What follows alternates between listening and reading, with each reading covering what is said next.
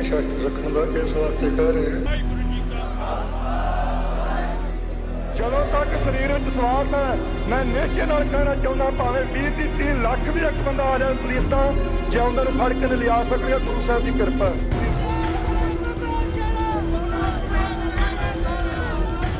I don't think we could have done anything else.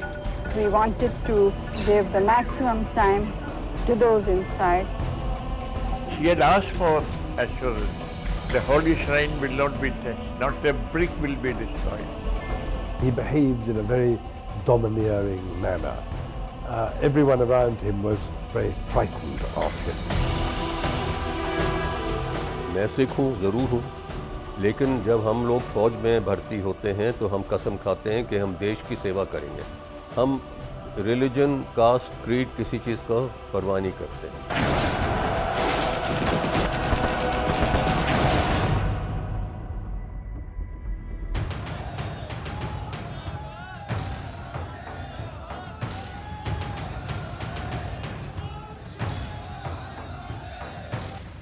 के खिलाफ strict action लेना चाहिए जो इस स्थान की पवित्रता को और पावनता को ऐसी चीजें करके भंग करते हैं।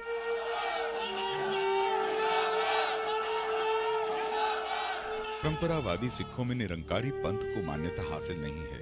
इसी पंथ के मुखिया बाबा गुरबचन सिंह की अप्रैल 1980 में हत्या कर दी गई और इसका शक गया सिख ग्रंथी जरनैल सिंह भिंडरावाले के अनुयायियों पर।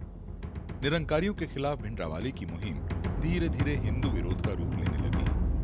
9 सितंबर 1981 जाने माने हिंदू नेता और जालंधर से निकलने वाले एक अखबार के प्रभावशाली संपादक लाला जगत नारायण मोटरसाइकिल पर सवार 3 आतंकवादियों के हाथों लुधियाना में मारे गए।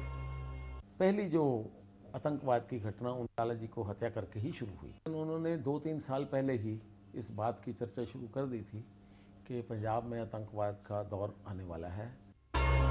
इस हत्या का आरोप भी भिंडरावाले के समर्थकों पर लगा। खुद भिंडरावाले ने इस हत्याकांड को सही ठहराया। इस मामले में पुलिस ने जब भिंडरावाले से पूछताछ करनी चाहिए तो उसने एक नाटकीय अंदाज में अपनी गिरफ्तारी की पेशकश की। इसके चलते मेहता चौक पर जमा हुए उसके समर्थक हिंसक हो उठे। पुलिस को फायरिंग करनी पड़ी और इसमें 17 लोग मारे गए। लेकिन उस समय के गृह मंत्री ज्ञानी जैल सिंह ने संसद में बताया कि ऐसा कोई सबूत नहीं है जिससे लाला जगत नारायण की हत्या में भिंडरावाले का हाथ पाया जाए। इसके बाद भिंडरावाले को रिहा कर दिया गया। भिंडरावाले की इस रिहाई ने उसे हीरो बना दिया। पिछले दशकों में हुई हरित क्रांति ने पंजाब को भारत का अनाज भंडार बना दिया था। इसी उपजाऊ जमीन को आने वाले सालों में खूंरेजी और अराजकता का सामना करना पड़ा। 25,000 लोग मारे गए और तकरीबन 1 दशक तक पंजाब में शांति नहीं रही। 1978 तक अकाली दल ने आनंदपुर साहिब प्रस्ताव की मंजूरी के लिए केंद्र पर दबाव बनाने के इरादे से प्रदर्शन रैलियों की झड़ी लगा दी। इस प्रस्ताव को सिखों की सबसे बड़ी मांग के तौर पर प्रचारित किया गया। दरअसल आनंदपुर साहिब प्रस्ताव को सिखों के 10वें गुरु द्वारा स्थापित आनंदपुर साहिब में अपनाया गया था। इस प्रस्ताव की मांगों में कुछ खास धार्मिक रियायतों का जिक्र है। इसमें यह भी मांग की गई कि चंडीगढ़ शहर को पूरी तरह पंजाब को दे दिया जाए और पड़ोसी राज्यों के पंजाबी इलाकों को पंजाब की सीमा में लाया जाए। इसके अलावा नदियों के पानी के ज्यादा बड़े हिस्से की मांग, केंद्र राज्य के अधिकारों में भारी फेरबदल का प्रस्ताव और पंजाब के सिखों के खास दर्जे की मांग की गई। लेकिन 1981 तक तस्वीर बदल गई और ये तमाम मुद्दे भिंडरावाले ने हथिया लिए। Bhindranwale, in his way, was an idealist. But you could also see, especially in Bhindranwale's face and in his behavior, that there was a great deal of cruelty about him. He had a very hard, cruel face. And he behaved in a very domineering manner. Everyone around him was very frightened of him. Punjab में फरीदकोट जिले के रोडे गांव में पैदा हुए भिंडरावाले के नाम के आगे जरनैल लगाने की कहानी काफी दिलचस्प है। दरअसल भिंडरावाले के दोनों बड़े भाई सेना में थे और उसके परिवार वाले उसे भी सेना में देखना चाहते थे। इसी वजह से अंग्रेजी शब्द जनरल का बिगड़ा रूप जरनैल भिंडरावाले के नाम से जुड़ गया। लेकिन भिंडरावाले के इरादे कुछ और ही थे।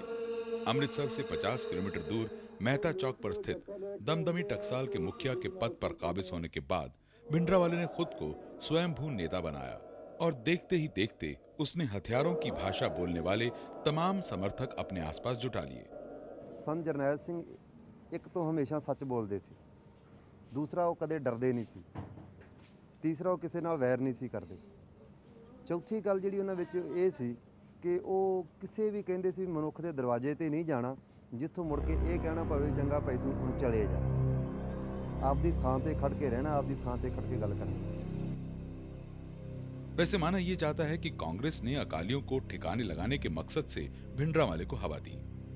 Bhindranwale was encouraged by Gyani Zail Singh at that time to contest elections to the Shromani Gurdwara Prabandhak Committee against Akali Dal.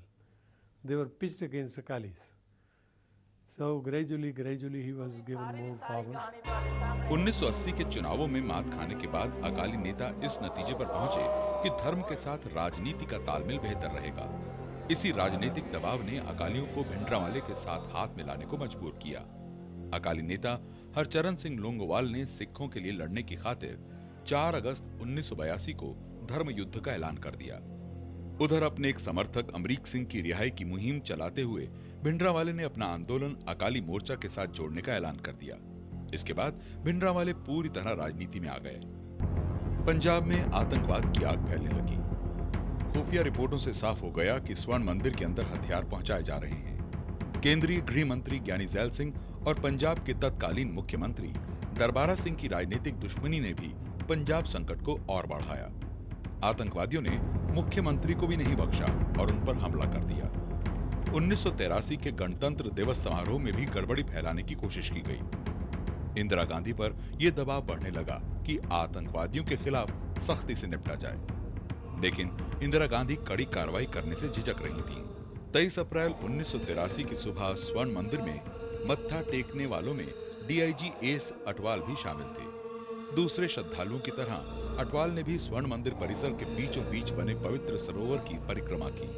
इसके बाद उन्होंने अकाल तख्त के सामने पूजा की और प्रसाद चढ़ाया। इसके कुछ देर बाद ही अटवाल हरमंदिर साहब से निकले और मेन गेट की तरफ बढ़े, लेकिन 39 साल का ये पुलिस अफसर जैसे ही सीढ़ियों तक पहुंचा तभी भीतर से एक गोली चली और उनकी जान ले ली।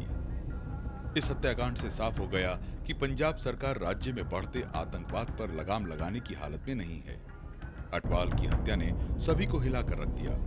अकालियों की मुहिम का समर्थन करने वाले सिख भी मानने लगे कि स्वर्ण मंदिर की पवित्रता भंग हुई है। डीआईजी अटवाल की हत्या जो हुई वो उसकी हमने निंदा की, निषेधी की, इवन सन जरनैल सिंह ने भी।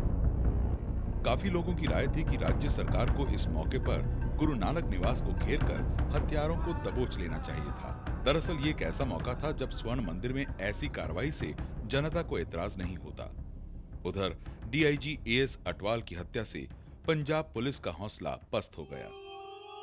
उसी साल सितंबर तक हिंदुओं की चुन चुन कर की गई हत्या ने आतंकवादियों के इरादे साफ जाहिर कर दिए। आतंकवादियों की मंशा पंजाब और देश के दूसरे हिस्सों में सांप्रदायिक नफरत फैलाने की थी। अक्टूबर में एक बस हाईजैक की गई और हिंदू यात्रियों को अलग छांट कर मार डाला गया। यही हादसा इसके अगले महीने भी दोहराया गया। पंजाब पर आतंकवादियों के लगातार कसते शिकंजे की वजह से 4 अक्टूबर 1983 को राष्ट्रपति शासन लगा दिया गया। 1984 की शुरुआत तक पंजाब आतंकवाद की आग में धुंध कर जल रहा था। पूरा राज्य अकालियों के आंदोलन और आतंकवाद की गिरफ्त में था। लेकिन सबसे ज्यादा खतरनाक थी स्वर्ण मंदिर में आतंकवादियों की मोर्चाबंदी। कार सेवा के लिए यहाँ आने वाले वाहनों के जरिए स्वर्ण मंदिर के भीतर चोरी छिपे हथियार जमा किए जाने लगे। 1983 तक खुद अकाल तख्त पर कब्जा जमा चुके भिंडरावाले वहां से एक समानांतर प्रशासन चलाने लगे। इस बात के साफ संकेत मिलने लगे कि राज्य भर में कई गुरुद्वारे आतंकवादियों के अड्डे बन चुके हैं। मई 1984 में आतंकवादी वारदातों में तेजी के साथ ही अकाली दल ने 3 जून से असहयोग आंदोलन का ऐलान कर दिया। सिखों से कहा गया कि वो राज्य से बाहर जा रहे खाद्यान्न पर रोक लगाएं। केंद्र सरकार ने अकालियों को मनाने की कोशिश की, लेकिन भिंडरावाले के समर्थकों और सरकार के बीच भिड़ंत की आशंका बढ़ती देख इंदिरा गांधी ने एक निर्णायक कदम उठाया। 2 जून को सेना बुला ली गई। सेना की 3 डिवीजनों के पहुंचते ही पंजाब की सीमा को पूरी तरह से सील कर दिया गया। सिख जनरल्स की अगुवाई में हिंदू और सिख जवानों ने स्वर्ण मंदिर को घेर लिया। यहां डटे आतंकवादियों से हथियार डालने की अपील की गई, लेकिन उन्होंने इस अपील का जवाब गोलियों से दिया। सेना के ऑपरेशन ब्लू स्टार की शुरुआत हो चुकी थी। We were put in buses and we were driven and we could hear the army action and the firing in the army. स्वर्ण मंदिर में छुपे आतंकवादियों को खदेड़ने के लिए सेना को 3 दिन तक लड़ना पड़ा। सेना की इस कार्रवाई में भिंडरांवाले और उसके कई आदमी मारे गए।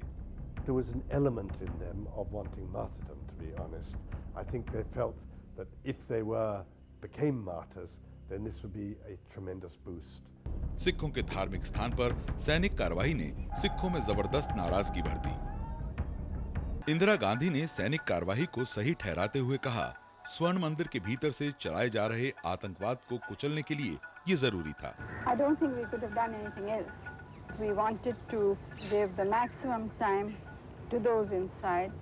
इस दौरान अकाली नेता जेलों में थे और पूरे पंजाब में सेना छाई हुई थी, जिसकी वजह से स्वर्ण मंदिर में सैनिक कार्रवाई का विरोध जनता की तरफ से ज्यादा जोर शोर से नहीं उठा। हालांकि स्वर्ण मंदिर के भारी नुकसान की अफवाहों से भड़के सेना के कुछ जवानों ने जरूर अमृतसर की तरफ मार्च करने की कोशिश की। स्वर्ण मंदिर की घटना ने सिखों में जबरदस्त नाराजगी भर दी, लेकिन आतंकवादियों की हिंसक वारदातें थमने का नाम नहीं ले रही थीं। इस घटना के फौरन बाद पंजाब की एक बड़ी नहर को 2 बार नुकसान पहुंचाया गया।